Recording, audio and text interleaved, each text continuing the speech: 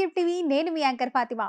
రామ్ చరణ్ ఉపాసన దంపతుల వివాహం అయిన చాలా సంవత్సరాల తర్వాత మెగా ఫ్యాన్స్ తో పాటు మెగా ఫ్యామిలీ మెంబర్స్ ఎంతో ఆసక్తిగా ఎదురు చూస్తున్న సమయంలో మహాలక్ష్మి మాదిరిగా మెగా ఫ్యామిలీలో క్లింకార జన్మించింది.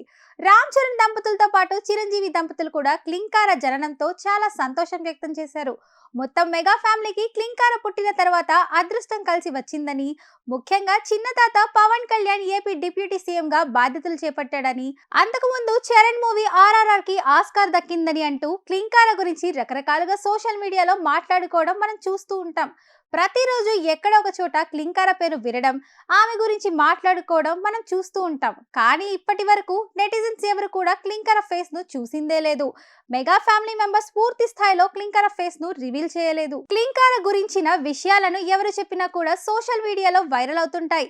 తాజాగా మెగా బ్రదర్ నాగబాబు కూతురు నిహారిక ఒక సినిమా ప్రమోషన్ లో క్లింకార గురించి చేసిన వ్యాఖ్యలు అందరి దృష్టిని ఆకర్షిస్తున్నాయి. ప్రస్తుతం మా ఫ్యామిలీలో అందరి అటెన్షన్ క్లింకార పైనే ఉంది. ఈ మధ్య కాలంలో క్లింకార ముందుగా మాట్లాడుతూ ఉంటే ప్రతి ఒక్కరూ ఎంతో సంతోషపడుతున్నాం. మా చరణ్ అన్నని ముప్పు తిప్పలు పడుతుంది. అన్న పాపకు ఫుడ్ తినిపించేందుకు పడే కష్టం చేసే సాహసాలు నవ్వు తెప్పిస్తుంటాయి. కుక్క పిల్లలను చూపిస్తూ అటు ఇటు పరిగెడుతూ క్లింకరతో కబుర్లు చెబుతూ చరణ్ అన్న ఫుడ్ తినిపించడం ముచ్చటగా అనిపిస్తుంది. చరణ్ అన్న బెస్ట్ ఫాదర్ అనడంలో సందేహం లేదు. ఎటువంటి టెన్షన్స్ పెట్టుకోకుండా అన్న చాలా హ్యాపీగా క్లింకర్ అన్న చూసుకుంటున్నాడు.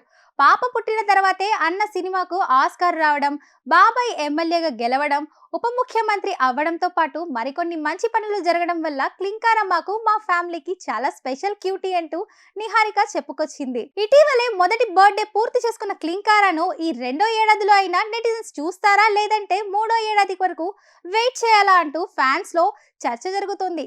క్లింకార పిక్స్ ఎప్పుడు సోషల్ మీడియాలో పడ్డా కూడా భారీ ఎత్తైన వైరల్ అవ్వడం మాత్రం కన్ఫర్మ్.